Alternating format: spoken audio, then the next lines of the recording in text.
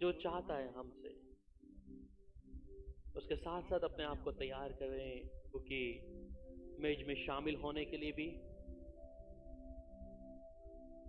सर्वशक्तिमान परमेश्वर का धन्यवाद करें। वो भला है, उसकी करुणा सदा की है। हालेलुया। पिता आपका धन्यवाद हो, तारीफ हो प्रभु। तो अपने लोगों के बीच में मौजूद है प्रभु।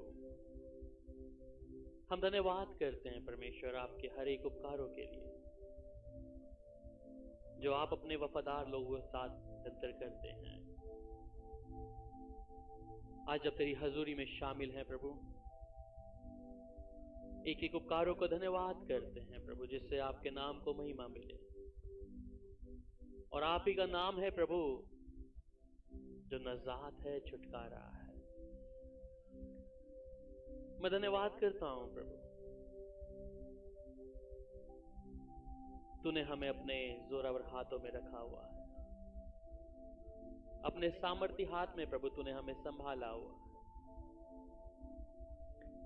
इसलिए धन्यवाद करते हैं प्रभु, तारीफ करते हैं प्रभु। हर एक आपकी आसमानी तमाम चीजें जो प्रभु तूने अपने बेटा बेटियों को दी हैं प्रभु, तेरा धन्यवाद करता हूं, तेरी महिमा करता हूं। अपने लोगों से प्रभु आज बात कर प्रभु। तेरे बेटा बेटी हैं प्रभु, तुझ पर ईमान देके तेरे चरणों में बैठे हैं प्रभु।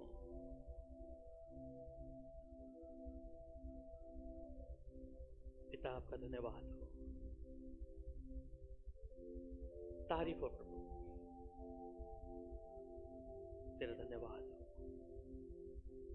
अपने लहू के वसीले से प्रभु हमें नया और ताजा कर प्रभु, जिसमें हम नजात पाते हैं प्रभु, जिसमें छुटकारा पाते हैं। आज भी प्रभु जब हम सब प्रभु एक मन होकर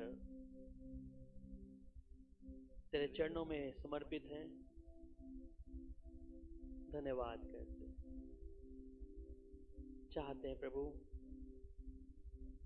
तेरे नाम की महिमा प्रभु हमारे शरीर, आत्मा, प्राण, देह से हो जाए प्रभु। तू महिमा पा प्रभु। पिता आपका धन्यवाद हो, जब तेरे बेटा बेटियों ने प्रभु अपने दिल, आत्मा, प्राण को प्रभु तुम्हें सौंपा है। मैं तारीफ करता हूं, तू हमारे बीच में मौजूद है। तेरा धन्यवाद हो, तारीफ हो, प्रभु यीशु मसीह के नाम से, आमीन। खुदा की तारीफ हो, प्रभु का हम धन्यवाद करते हैं इस सुंदर समय के लिए जो परमेश्वर मुझे और आपको दिया है। हम धन्यवाद करते हैं उसके एक एक उपकारों के लिए, एक एक अनुग्रह के लिए। यहोवा भला है, उसकी करुणा सदा की है। पिता का धन्यवाद करते हैं और यशाया नबी की किताब और उसकी 40 अध्याय और उसकी 31 आयत से हम लोग बात करेंगे।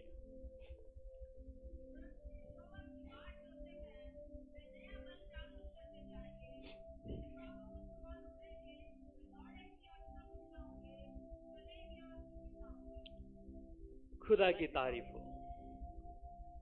इस कलाम को हम यहां पे पढ़ा है और ये कलाम जो यशाया का है, और वो कहते हैं परंतु जो यहोवा की बाट जोते हैं वे नया बल प्राप्त करते जाएंगे, वे उकाबों के समान उड़ेंगे, वे दौड़ेंगे और शर्मित ना होंगे, चलेंगे और थकित ना होंगे। आपने बहुत बार उकाबों को कितने लोगों ने देखा है या नहीं देखा ये मुझे नहीं मालूम, पर उकाब एक ऐसा पक्षी है जिसके विषय में परमेश्वर कलाम में बहुत सारी बातें कहता है। इस उकाब की जो औसत आयु है वो 70 से 100 साल तक की है। और उकाब एक ऐसा प्राणी है, ऐसा पक्षी है जो दूसरे पक्षियों से अलग है, और बाइबल में इसका जिक्र उकाब के साथ में लिया गया है। और उकाब जो है जाना जाता है अपनी उड़ान के लिए। और उकाब के विषय में जब वो 40 साल की उम्र में आता है, उसे एक चुनाव लेना पड़ता है, बहुत ही गंभीर है। जब वो 40 साल की उम्र में आता है और 40 साल में उसके लिए 3 चॉइस वहां पर हैं। और ये 3 चॉइस में सबसे पहली चॉइस, जब वो एक ऐसा उकाब जब उठता है तो सब लोग उसे देखते हैं कि बहुत बेहतरीन नजर से आता है, पर जो जो उसका दिन ढलते हैं, और दिन ढलते ढलते क्या होता है, वो अपनी वृद्ध व्यवस्था में आना शुरू कर देता है। यहां पर उसके पास 3 विकल्प हैं। इसे गौर से सुनिएगा और इसे अगर हो सके तो लिखिएगा। और 3 विकल्प जो उकाब के हैं, पहला विकल्प आता है या तो वो मर जाए क्योंकि शरीर काम नहीं कर रहा, उसकी नोच जो है, चोंच, वो बैंड हो जाती है, मुड़ जाती है। और दूसरा, उसके विषय में या तो फिर वो दूसरों पर निर्भर हो जाए कि कोई मांस देगा, खाएगा। और तीसरा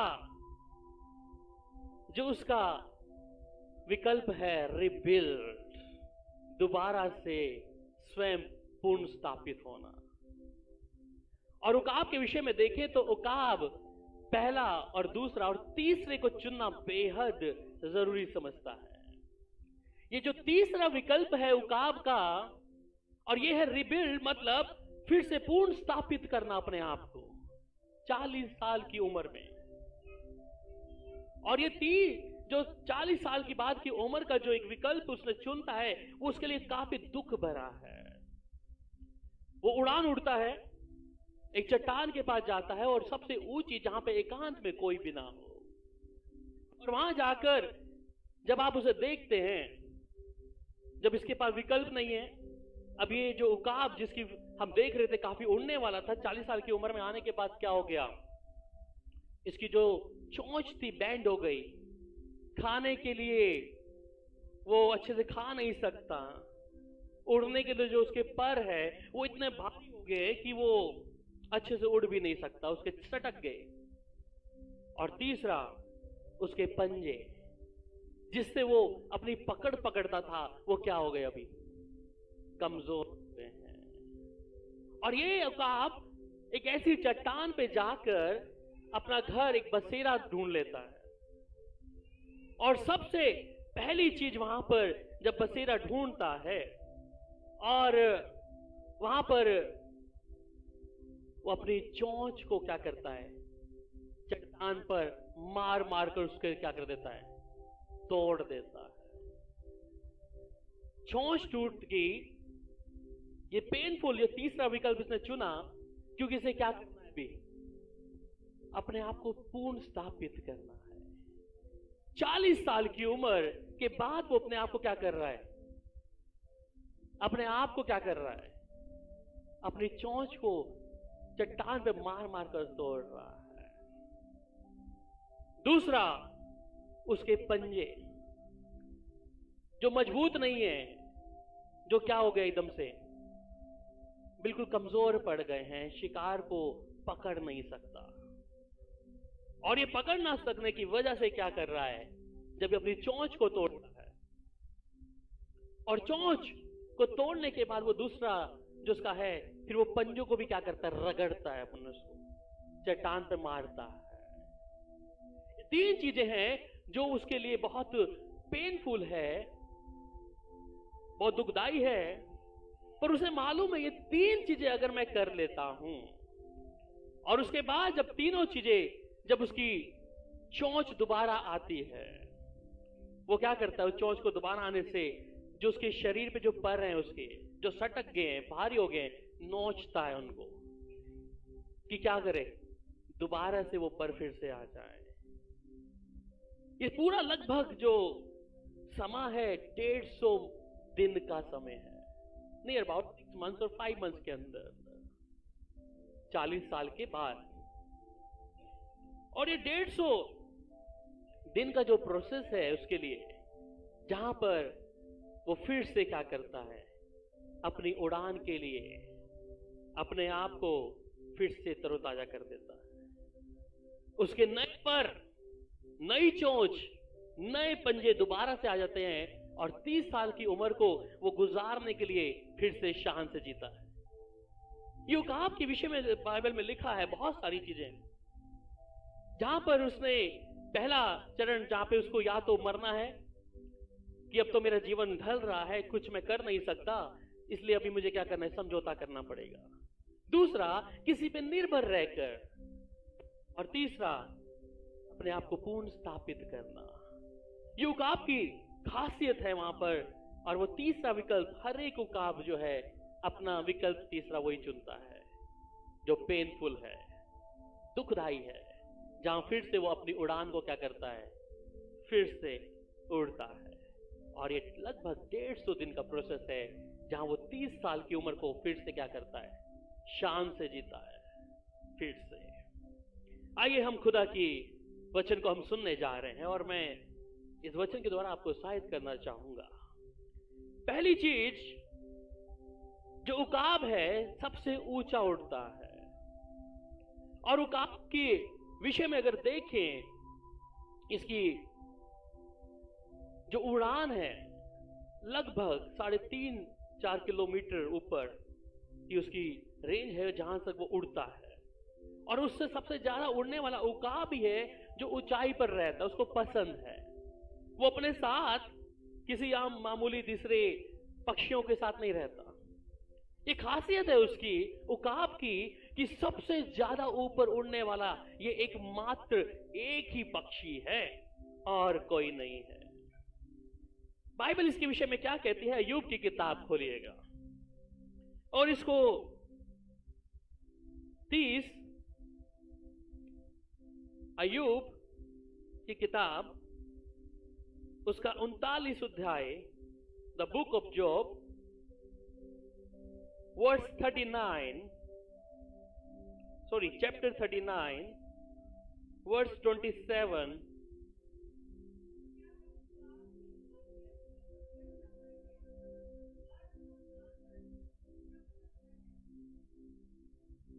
जी 29 से लेकर 27 से लेकर 30 तक जी।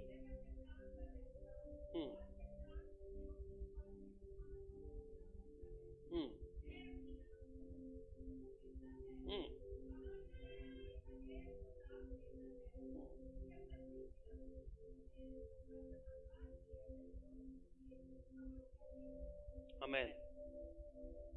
यूकाब के विषय में है और जिसकी पहली आयत आपने पढ़ा है, जो 27 आयत है, यहां पे कहता है,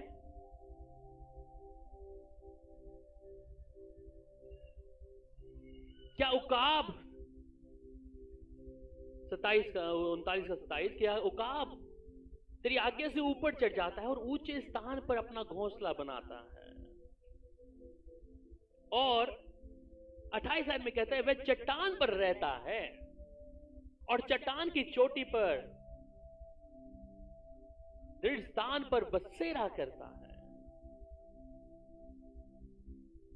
वह अपनी आंखों से दूर तक देखता है, वहां से वह अपने आहेर तक को ले लेता है।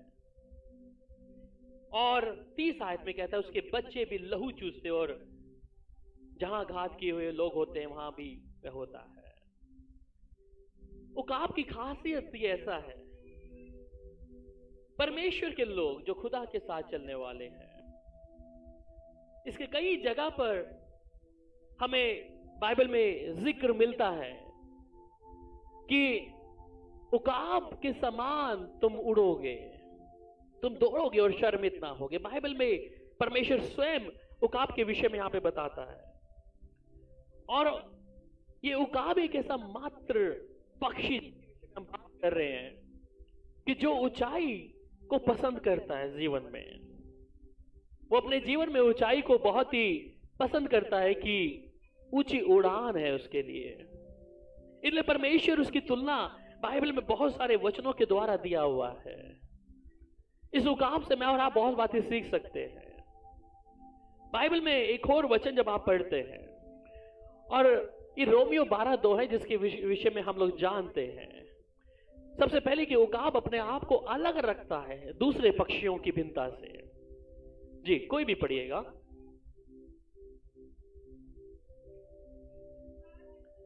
इस संसार के सदृश ना बनो, परंतु तुम्हारे मन के नए हो जाने से, यहां पर तुम्हारा चाल चलन बदलता जाए, जिससे तुम परमेश्वर की भली और भावती और सिद्ध इच्छा को अनुभव से मालूम करते जाओ।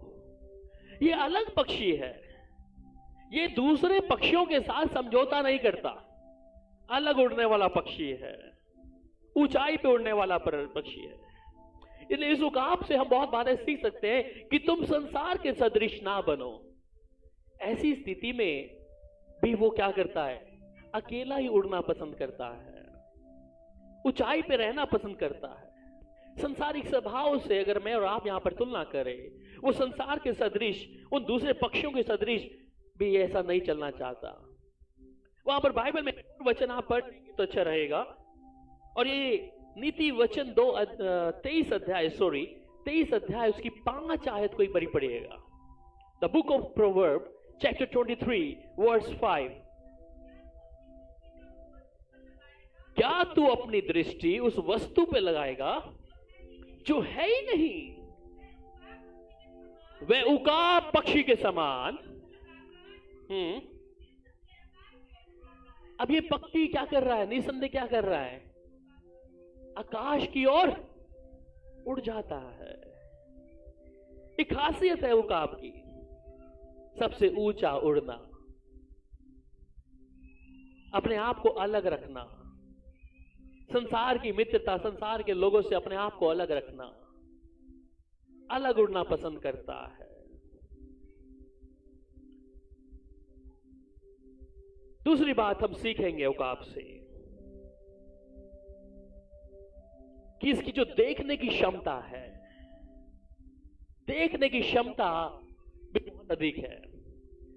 और बाइबल में इसके बारे में जब पढ़ते हैं तो अय्यूब की किताब 17 अध्याय 9 आयत, इसकी जो देखने की क्षमता है बहुत ही ज्यादा है। और ये 3.5 किलोमीटर जितना मनुष्य देखता है, उससे 3.5 किलोमीटर ज्यादा अधिक, 4 बार उसका ज्यादा देख लेता आगे से आगे तक। हमसे ज्यादा 4 गुना क्षमता है उसके अंदर, एक साधारण मनुष्य से देखने से ज्यादा उसके और मेरे अंदर। इसलिए खासियत जो है उकाब है, जो उसका विजन है बहुत उच्च ज्यादा देखने का है। हम इसे तुलना कर सकते हैं कि मैं और आप भी कई बार सोचते हैं कि हमारे भविष्य का क्या होगा, हमारे करियर का क्या होगा, हमारी जिंदगी का क्या होगा, पर यह ताकत रखता है उससे ज्यादा आगे का देखने का। और पढ़ लीजिएगा अय्यूब की किताब। तो भी धर्मी लोग अपने मार्ग को पकड़े रहेंगे, शुद्ध काम करने वाले सामर्थ को सामर्थ पाते रहेंगे। जो धर्मी जाने क्या करता रहेगा? अपने काम को पकड़े रहेंगे। उनका जो टारगेट है, विजन है, वो क्या करेंगे? उन्हें मालूम है। इसलिए पौलुस, कई बार हम लोग बात करते हैं कि पौलुस क्या करता है, मेरा लक्ष्य सिर्फ यीशु मसीह है। ये बिना लक्ष्य के नहीं जीता, उकाब बिना लक्ष्य के नहीं जीता। उसके जीवन में एक लक्ष्य है कि मैंने कुछ करना है। इसलिए तो उसने तीसरा वाला चुनाव किया अपने जीवन में। अगर हम लोग होते, हम कई बार अपने जीवन में फैसला लेते हैं कि मेरे जीवन में तो कुछ बचा नहीं है, परमेश्वर मेरी प्रार्थना सुन नहीं रहा, तो अभी मैं अपने जीवन को ऐसे समाप्त कर लूं। उकाब जो एक पीड़ा वाला रास्ता ढूंढता है और चुनता है और अपने आप को अलग करता है, वहीं पर इसका जो देखने की क्षमता भी ज्यादा है। इसलिए कहता है धर्मी लोग क्या करेंगे? अपने, जोर से बोले, अपने मार्ग को पकड़े रहेंगे। चाहे आपके सामने कुछ भी आ रहा है, आपके जीवन में कुछ भी उतार चढ़ाव हो रहे हैं, आपको मालूम है मैंने अपने लक्ष्य को पूरा करना, ये मेरा दर्शन है। हम में से कितने लोग अपने दर्शन को लेकर चल रहे हैं मुझे नहीं मालूम। हमारा विजन क्या है? बिना विजन, बिना फोकस के जिएंगे तो लाइफ एक सिंपल रहेगा, कुछ जी टाइम पास। प्रभु ने जीवन दे दिया है, इसको जी लो बस, और फिर मरने के बाद कहां जाएंगे, किधर जाएंगे उसके बाद। सबके जीवन में लक्ष्य होगा, मैं विश्वास करता हूं। आमीन। होगा। बिना लक्ष्य के मत जिए। ये छोटा सा पक्षी है, पर मुझे और आपको बहुत सारी बातें सिखा रहा है, इसलिए इसका जिक्र बाइबल में है। परमेश्वर भी जानता है इसको।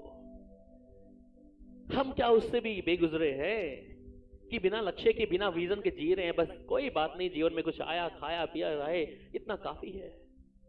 नहीं,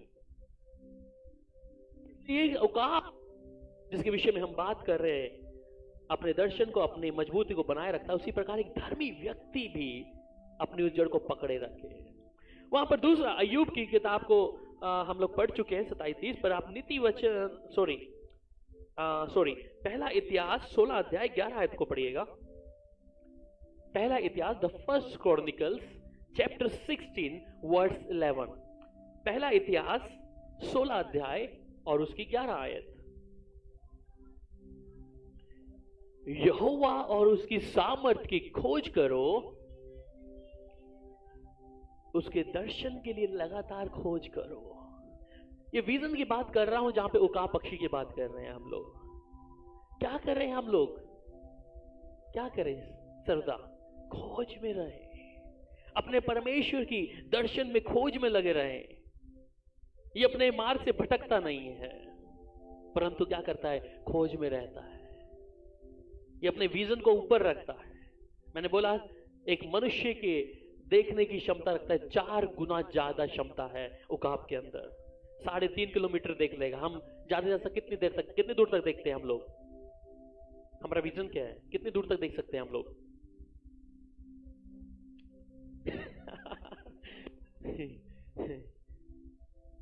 1-1.5 किलोमीटर। उसके बाद फिर धुंधला होना शुरू हो जाता है, फिर नहीं नजर आ रहा। ये 3.5 किलोमीटर देखता है, क्लियर देखता है, और जब उड़ता है आसमान से, अपने शिकार को भी ऐसे पकड़ता है। एक खासियत है उकाब के अंदर। एक विश्वासी का जीवन ऐसा होना है। मुझे देखना है अपने लक्ष्य की ओर। मेरा यीशु के अलावा मुझे कुछ और नजर नहीं आ रहा। मेरे सर्वशक्तिमान परमेश्वर के अलावा मुझे कुछ और नजर नहीं आ रहा। स्थिति, समस्या, परिस्थितियां मेरे अनुकूल है, मेरे विरुद्ध में है, मेरे विपरीत है, परंतु मुझे नजर कौन?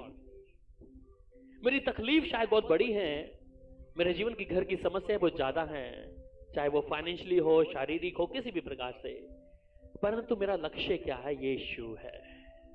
मैं उस यीशु को जब तक देख रहा हूं, तब तक कोई मुझे हिला नहीं सकता।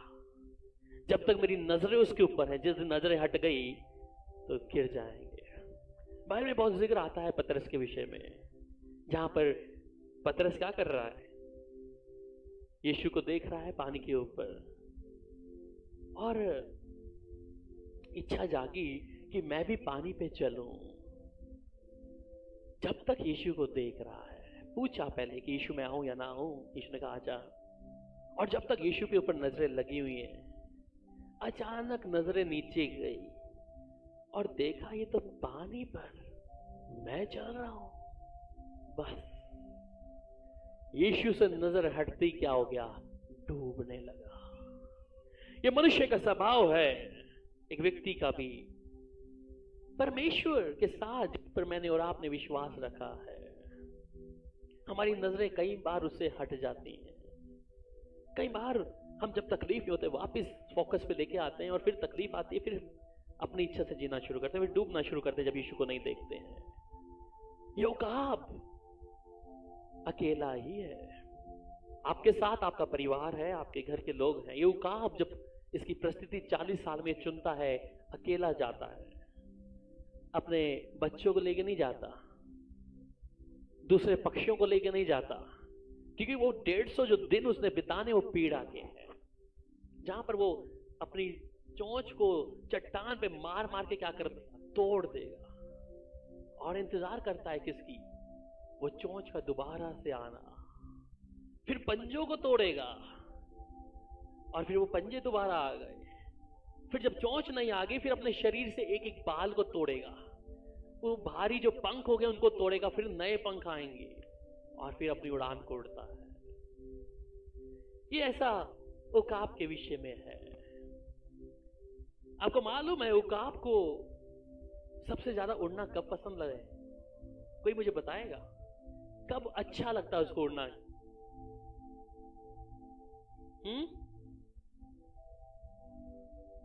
उकाब को उड़ना कब पसंद अच्छा लगता है? और कोई नजदीक था अभी? और हाँ हाँ, उकाब को तूफान पसंद है। आपको मालूम है जब दूसरे पक्षी क्या करते हैं? अपने घोंसलों में जाके छुप जाते हैं। ये अपनी उड़ान को क्या करता है? उसके ऊपर चलता है। वो उन तूफानों में क्या करता है? उड़ना उसको बेहतर लगता है, अच्छा लगता है।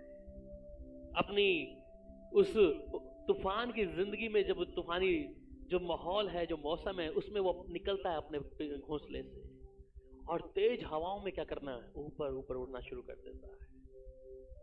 एक विश्वासी का जीवन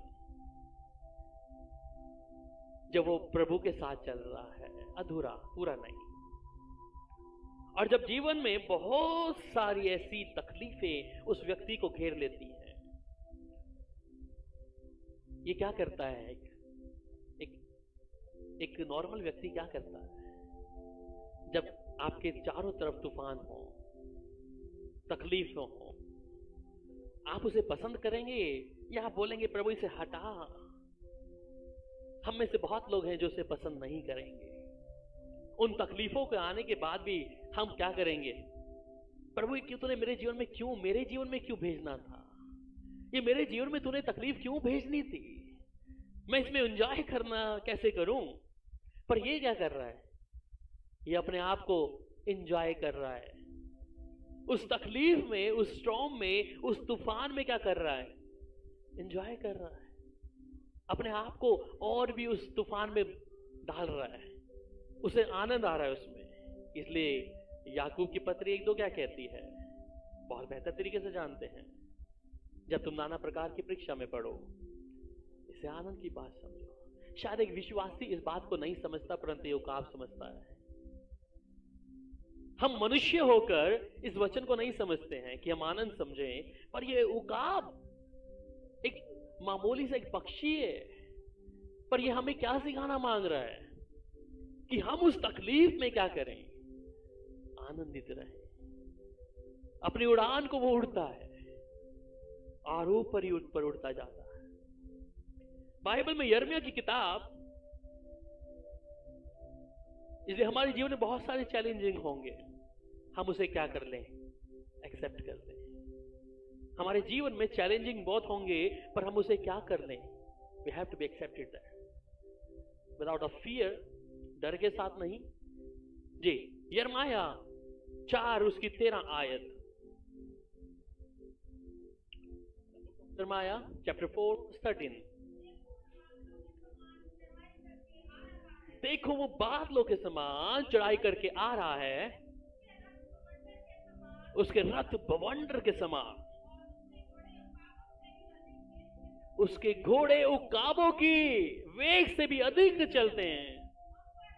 हम पर हाय, हम नष्ट हुए। हम पर हाय, हम नष्ट हुए, क्योंकि हम क्या हो गए? हिल गए। अभी जरा तकलीफ मेरे जीवन में आ गई, समस्या मेरे जीवन में आ गई, परेशानियों का पहाड़ मेरे जीवन में आ गया, तो हम पर आए। वो आ रहा है बादलों पर, वो कहता है उकाबों से, अब उकाबों के वेग से भी ज्यादा दौड़ने वाला।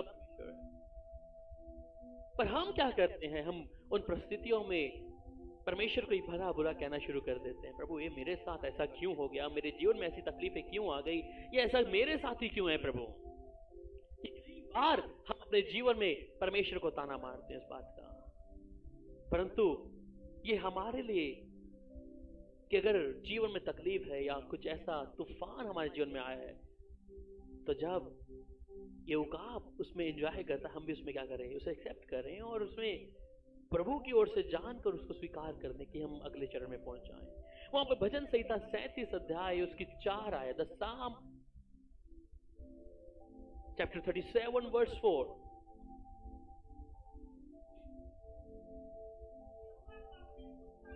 यहोवा को अपने सुख का मूल जान, वही तेरे मनोरथों को पूरा करेगा। ये क्या कर रहा है उकाब, उस तूफान में जाकर आनंद मना रहा है, खुश हो रहा है। इसलिए यहां कहते हैं कि यहोवा को अपने सुख का मूल जान। जब तू घिरा होगा तकलीफों में, परेशानियों में, इसे तू आनंद की बात समझ और वो तेरे मनोरथों को क्या करेगा, पूरा कर देगा। अगर तू तकलीफ में भी है, जो तकलीफ तुझे शारीरिक तौर पर नजर आ रही है, उसमें तू परमेश्वर का धन्यवाद करेगा तो परमेश्वर तुझे क्या करेगा, तेरा मुंह मांगा वर भी तुझे देगा, तेरी इच्छाओं को पूरी करेगा, तुझे हाथों हाथ उठा लेगा। ये उकाब की बातों से हम बहुत सारी चीजें सीख सकते हैं। वहां पर एक आयत और पढ़िएगा, और यह है भजन संहिता 107 अध्याय और उसकी 28 से लेकर 31 आयत तक। भजन संहिता द साम 107 वर्स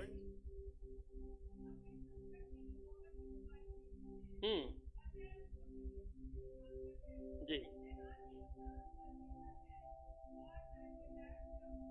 आमीन। पढ़िए पढ़िए।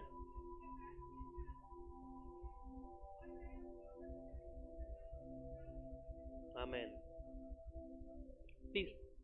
31 तक।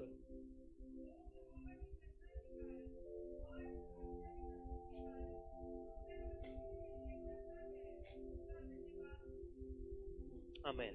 कहते तब वे संकट में यहोवा की दुहाई देते हैं और वे उनको सकेती से निकालता है।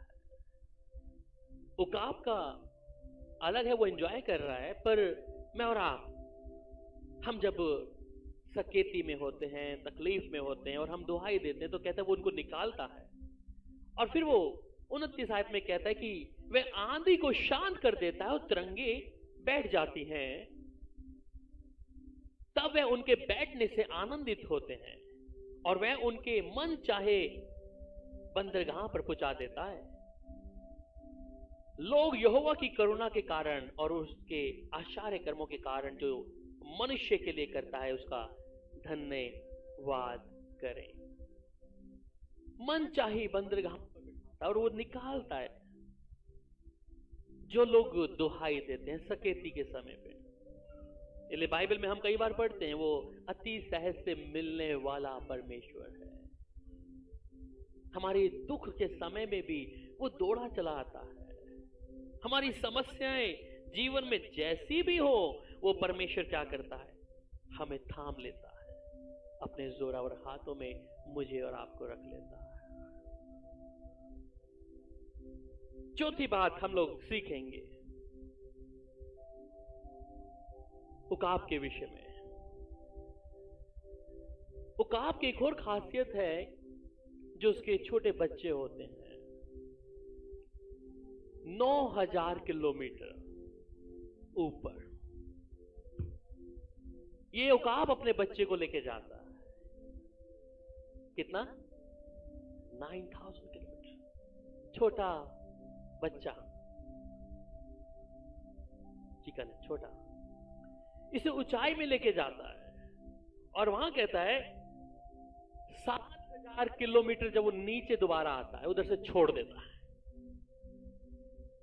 छोड़ने के बाद भूमि की जो सतह है उसके 1000 किलोमीटर पर फिर से पकड़ लेता है। उस समय चूजे की क्या हालत रही होगी, ओ मेरे पास कोई विकल्प नहीं है, मैं तो गया। अब मैं तो मर ही जाऊंगा।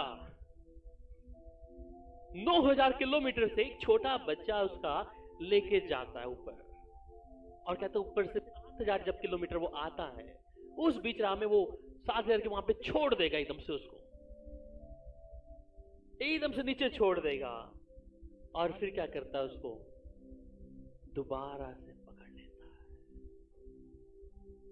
क्या कर रहा है? सिखा रहा है उसे अपनी जीवन में किस बादशाह के तरीके से रहना है। वो मुर्गी की तरह नहीं जीना, तोता मैना की तरह नहीं जीना, बादशाह की तरह जीना है। उसके माँ बाप उसको सिखा रहे हैं कि तू है तो पक्षी, पर तेरी जो बुलाहट है, जिस नाम से तू जो जाना जाता है बाज, तेरे काम उसके अंदर होना चाहिए। इसलिए 9,000 किलोमीटर पे जब वो लेके जाता है, उसके मन से क्या कर रहा है? वो उस भय को खत्म कर रहा है। और ये प्रोसेस उसका जब तक वो बड़ा नहीं हो जाता, तब तक निरंतर निरंतर निरंतर चलता रहता है कि ये क्या करे? शहंशाह की तरह उड़े, सबसे ऊंची उड़ान लगाए। तभी तो मेरा और परमेश्वर आपका क्या कहता है, जब आप वचन खोलते हैं और इसे आप जब पढ़ते हैं, भजन संहिता और उसकी 91 अध्याय, आप बहुत लोग वाकिफ हैं इस वचन से, ईसाई लोग बहुत जानते हैं भजन संहिता 91, द साम 91, बहुत जब संकट में होते हैं। साम 91 वर्स 4, कोई भी बुलंद पढ़े। वह तुझे अपने पंखों की आड़ में ले लेगा। आमीन, हालेलुया। ये परमेश्वर भी हमें उस तरीके से थामता है जब हम इतना ऊपर किसी ना किसी प्रकार से चले जाते हैं। तकलीफों में भी बोल सकता हूं, किसी भी तरीके से आप इस वचन को ले सकते हैं, इस उदाहरण को ले सकते हैं। और जब हमें कई बार उम्मीद नहीं रहती, ओ मेरा लास्ट मोमेंट है कि मैं अब यहां से बचूंगा या नहीं बचूंगा, the right time, the same time प्रभु क्या करता है? अपने दूतों को भेजता है। और क्या कहता है? क्या कहता है? जोर से पढ़िएगा। वो तुझे अपने पंखों की आड़ में ले लेता है और तुझके पैरों के नीचे शरण पर सॉरी, पैरों में, पैरों में कैसे आया? यस, आमीन। ये खासियत है मेरे परमेश्वर की भी और आपके परमेश्वर की भी। वो मुझे और आपको भी ऐसी थामता है जैसे उकाब सिखाना मांग रहा है। शायद ऊंचाई तो बहुत ज्यादा है और भय भी है। उकाब जानता है कि ये छोटा सा बच्चा है। आप कभी अपने बच्चे को अपनी टेरेस पे खड़े हैं, उसको ऐसे दोनों हाथ पकड़ के लटका के देखिए जरा, नहीं कर पाएंगे, नहीं कर पाएंगे। नेवर, कहीं हाथ से छूट ना जाए। आपने दोनों हाथों से पकड़ा है उसको, बनेरी पे खड़े हैं और उसको लेके, या ईशान को मैं ऐसे कभी कोशिश किया, पर किया नहीं, मैं कर रहा था एक दिन, पर मैं नहीं किया।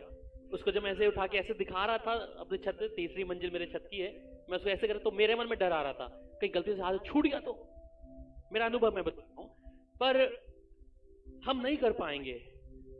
ये उकाब की खासियत क्या कर रहा है? इतना ऊपर जाने के बाद में पहली बात तो ये भी कंफर्म्ड है, ये भी मजबूत है, कॉन्फिडेंस है उकाब के अंदर भी कि मैं क्या करूंगा, थाम लूंगा। वो अपने नाम से जाना जाता है ईगल। उसे भी मालूम है कि मैं, कॉन्फिडेंस है उसको इस बात का, कर सकता हूं। मैं अपने बच्चे को नीचे छोड़ूंगा तो मैं पकड़ भी सकता हूं। 9,000 किलोमीटर, आप ये देखिएगा 9,000 जहाज जो किलोमीटर के हिसाब से चले, वो 35,000 किलोमीटर चलते हैं ऊपर हाइट में, जहां पे एक्सरे के बाद ऊपर हो जाता है, उसके बाद वो नॉर्मल लेवल पे आता है। फिर वो उसी प्रकार कम हाइट नहीं है जो 9,000 किलोमीटर ऊपर की जो है। यहां तक पहुंचते पहुंचते फीट, 9,000 किलोमीटर फीट बताता है उसको, और 7,000 किलोमीटर में उसको छोड़ता है। वहां पर उसके मन में हम लोग देख रहे थे कि उस बच्चे की भी क्या कि मैं समाप्त हो रहा हूं, पर जो उसका माँ है या उसका बाप है उकाब, अपने परों को फैलाकर उसको फिर से क्या कहता है स्थापना है। वही स्वभाव मेरे परमेश्वर का भी है, मेरे यहोवा परमेश्वर का, मेरे यीशु मसीह का भी है। कई बार हम ऐसी बुनियाद पर ऐसी चीजों पे पहुंच जाते हैं और हमारे लिए ऐसा लगता है कि अब शायद मुझे प्रभु नहीं संभालेगा, अब शायद मैं परमेश्वर के हाथ से निकल गया हूं क्योंकि मेरे कामों ने परमेश्वर से मुझे अलग कर दिया है, मेरा जीवन ने शायद परमेश्वर से मुझे अलग कर दिया, शायद मैं इस लायक नहीं हूं कि मैं प्रभु के साथ में आ जाऊं। एक और वचन इसके साथ में पढ़ लेंगे तो आपके लिए बेहतर रहेगा। और मैं चाहूंगा भजन संहिता 17 अध्याय उसकी 8 आयत, द बुक ऑफ साम चैप्टर 17 वर्स 8। भजन संहिता, वो अपनी आंखों की पुतली के समान सुरक्षित रख, अपने पंखों के तले मुझे छिपाए रख। अपनी आंख की पुतली के समान मुझे क्या कर, हाँ, सुरक्षित रख प्रभु। और वो है, जब उकाब अपने बच्चे को कर सकता है तो मेरा परमेश्वर तो उससे बढ़कर है। वो कितना सामर्थ्य परमेश्वर है। हमारी परिस्थितियों में देखते हैं हमारी स्थितियां क्या हैं, हमारे जीवन में दुख और निराशा क्या है, भी प्रभु क्या करता है, अपनी आंख की पुतली के समान हमें रखता है। We are so precious, उसके लिए हम बहुत ही आदर के योग्य हैं। प्रभु का कलाम कहता है We are so precious हैं, मूल्यवान हैं। एक और वचन इसके साथ में जरूर पढ़िएगा, the book of Deuteronomy chapter 32 verse 11, व्यवस्था विवरण 32 अध्याय और उसकी 11 आयत।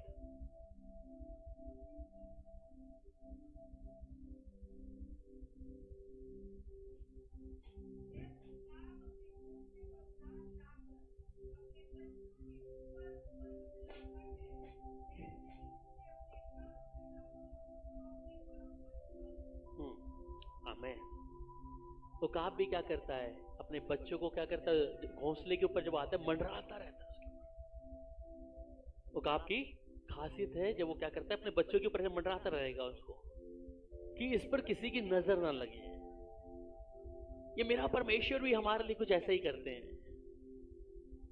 हमारी हर स्थितियों में, हमारी किसी भी प्रकार का जो जीवन में कई बार निराशाएं, फिर भी प्रभु क्या करता है, हमें ऐसे संभाले रखता है। हमारे व्यक्ति के ऊपर, चाहे हम वचन जैसा भी मानते हैं, थोड़ा मान रहे हैं, ज्यादा मान रहे हैं, कम मान रहे हैं, कितना भी मान रहे हैं, वो परमेश्वर क्या करते हैं, मंडराते रहते हैं। जिस प्रकार ये जो उकाब है अपने बच्चे के जो घोंसले के ऊपर क्या करता है, ऐसे मंडराता रहता है, उसके फोकस में रखने की इसको कुछ कोई शिकार इसका ना कर ले, कुछ ऐसा ना कर ले। ये परमेश्वर का स्वभाव है, वो जीवित परमेश्वर का। इस उकाब से हम बहुत सारी बातें सीख सकते हैं, बहुत सारी चीजें। और मेरा परमेश्वर भी कुछ ऐसा ही है, उसके लोग भी ऐसे ही हैं। हम कई बार सोचते हैं कि मुझे कौन संभालेगा, कोई मुझको देख भी रहा है, कोई मेरी कर भी रहा है या नहीं कर रहा, परंतु प्रभु निरंतर निरंतर अपने लोगों पर ऐसी नया का हाथ को बनाए रखता है। पांचवी बात मैं आपको एक और बताना चाहूंगा उकाब के विषय में। उकाब हमेशा फ्रेश शिकार, फ्रेश मीट खाता है,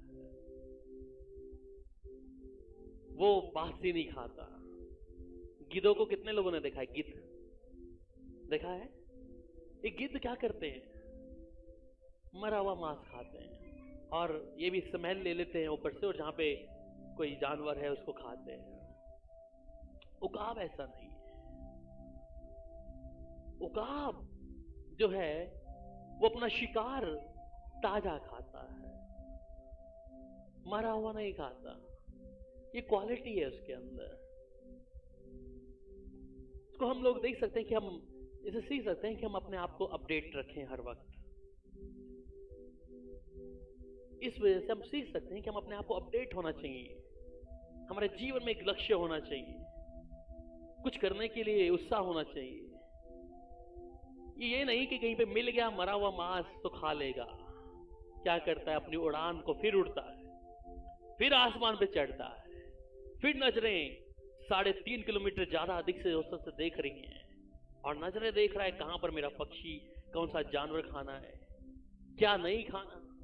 समुद्रों के ऊपर, जंगलों के ऊपर नजरें ऐसे लगी रहती है, और वो क्या करता है, फिर फ्रेश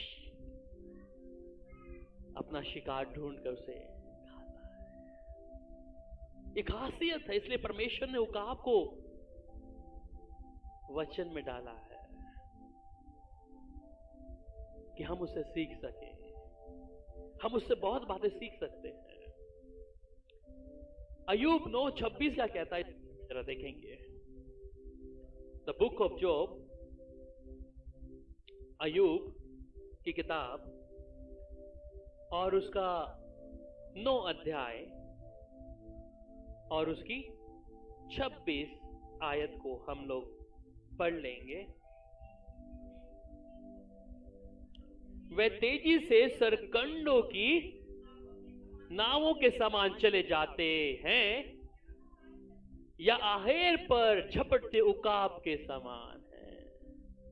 वो तेजी से सरकंडों की नाव के समान चले जाते हैं और आहेर झपटते हुए उकाब के समान है। तेजी से मतलब ये प्रभु के लिए हम अपने लक्ष्य को लेके जी रहे हैं, उसमें हम लोग ढील ना करें। कोई बात नहीं, कल करेंगे। आज प्रभु के साथ क्या संगति में खड़ा होना है, उठना है। ठंड हो गई है, शाम को 8 बजे प्रार्थना करेंगे भाई लोग। कोई बात नहीं, हमारे लिए इंपॉर्टेंट हमारा काम है। 5 बजे उठ के प्रार्थना करना है, बड़ा मुश्किल है भाई, उठ नहीं सकते। अभी तो मार्च से 3:30 बजे का समय है रात का। कितने लोग उठेंगे मालूम नहीं। ये क्या कर रहा है, अपने आपको अपडेट कर रहा है, इसे मालूम है मुझे परमेश्वर वचन जो लेना है वो एकदम लेना है। उसके लिए देरी नहीं करनी। प्रभु की संगति में आना है तो एकदम से आना है, देरी नहीं करनी। ऐसा उसका स्वभाव है। अगर ये ऐसा नहीं करेगा तो इसे पहला चुनाव चुनना पड़ेगा, या दूसरा, या तो मर जाए, या दूसरा फिर दूसरे की झूठन खाए। डेड बॉडी जिसको खाते गिद्ध, ये भी खाए। पर इसने क्या किया, अप टू डेट है, मैं खुद उड़ूंगा। और वो 30 साल जो इसके लिए फिर से शान से उड़ने के। और फिर एक और आयत और पढ़ लेंगे जहां पर बाइबल में लिखा है,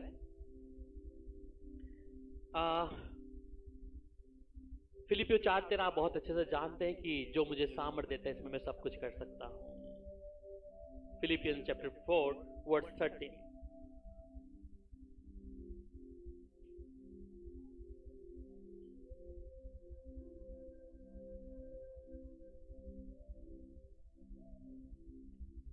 फिलिपियों जी, जो मुझे सामर्थ देता है मैं उसमें सब कुछ कर सकता हूं। जो मुझे सामर्थ देता है वो सर्वशक्तिमान है। जब ये उकाब आलस नहीं लाता अपने शिकार को ढूंढने के लिए, अपने आप को फिर से पुनर्स्थापित करने के लिए, तो मुझे लगता है कि हम में से बहुत से लोग हैं जो इससे भी बेगुजरे हैं। ये पक्षी होकर जिसको किसी को रिपोर्टिंग नहीं देना, ये स्वयं के लिए जी रहा है अपने लिए, इसलिए वो शहंशाह है। इसलिए वो क्या है, वो एक उकाब है। आपको मालूम है अमेरिका के डॉलर के ऊपर उकाब का फोटो है, वहां के जो फ्लैग है उसके ऊपर भी उकाब का एक निशान है। क्यों है? पूरी दुनिया जानती है उकाब के विषय में। आज ये उकाब की बात जो मैं और आपके की है, ये समझ लीजिए, ये उकाब परमेश्वर की ओर से जो वचन में हमें मिला है, सिखा रहा है हमें हम अपने आप को अपडेट रखें। हमने 5 चीजें देखी है, मैं उसको रिमाइंड करा रहा हूं। पहली चीज कि ईगल जो उकाब है ऊंचा उड़ता है, दूसरे पक्षियों के साथ नहीं उड़ता वो। तोता मैना की तरह नहीं उड़ता कि हाँ चलो इनके साथ भी उड़ जाऊं थोड़ा। कबूतर को आपने देखा होगा, वो सबके साथ उड़ जाता है, ठीक है। उकाब ऐसा नहीं है। दूसरी बात, उसका जो दर्शन है, विजन, देखने की क्षमता क्या है, आगे तक की है। तीसरा, वो तूफान को पसंद करता है, तूफान में उड़ना पसंद करता है, तूफान में आनंदित होता है। जहां और जो छोटे पक्षी हैं जो अपने घोंसले में छिप जाते हैं, परंतु ये तब निकलता है। चौथी बात, ये अपने जो इसके बच्चे हैं उनको बचपन से ही सिखाता है, उनको बचपन से सिखाता है उस ऊंचाई पर ले जाकर, वो 9000 किलोमीटर फीट की ऊंचाई से जब उनको नीचे फेंकता है, उनको सिखाता है और फिर अपने पंखों में दोबारा दे देता है। और पांचवी बात, ये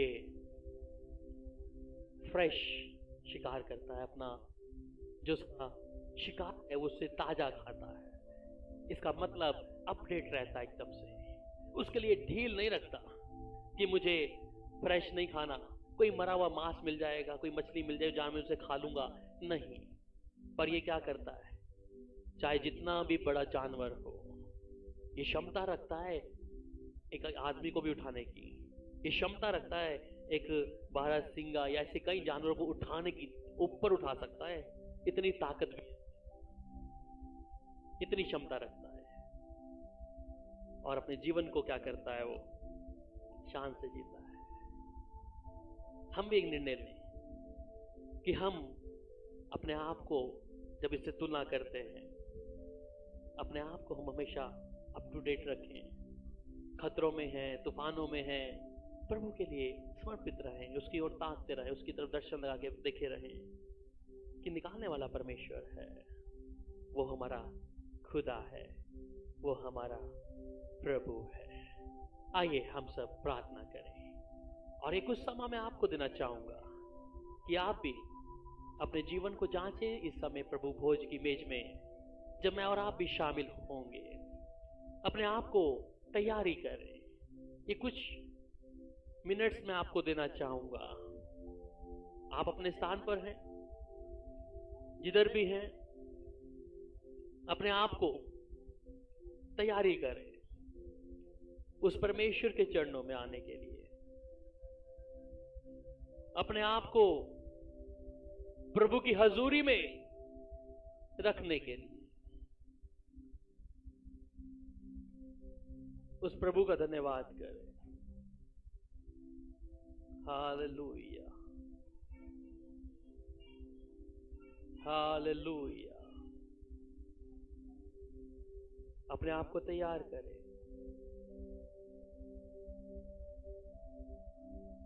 अपने यहोवा परमेश्वर के सामने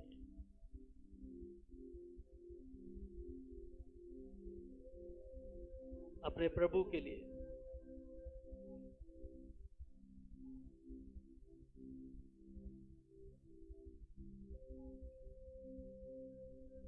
अपने प्रभु के लिए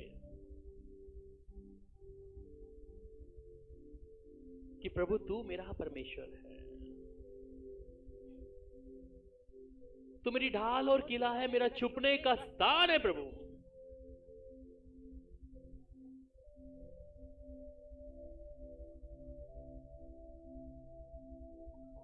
मेरा प्रभु है।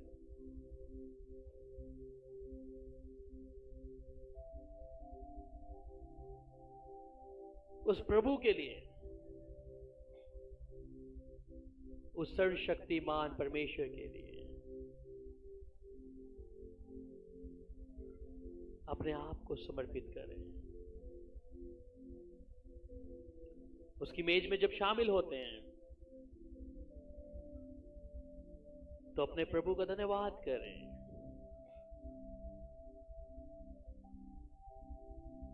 अपने यहोवा के लिए उकाबों के समान उड़ने के लिए, उकाबों के समान उड़ने के लिए अपने आप को तैयार करें। इसलिए कलाम कहते हैं, परंतु जो यहोवा की बाट जोते हैं वे नया बल प्राप्त करते जाएंगे,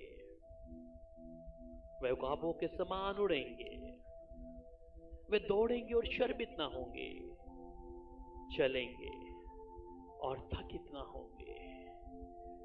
ये छोटा सा एक पक्षी है, पर ये मुझे और आपको बहुत सी बातें सिखा गया है। उसका तीसरा विकल्प जो था, से पूर्ण स्थापित होना, इसे दोबारा से अपने आप को रिबिल्ड करना। इसीलिए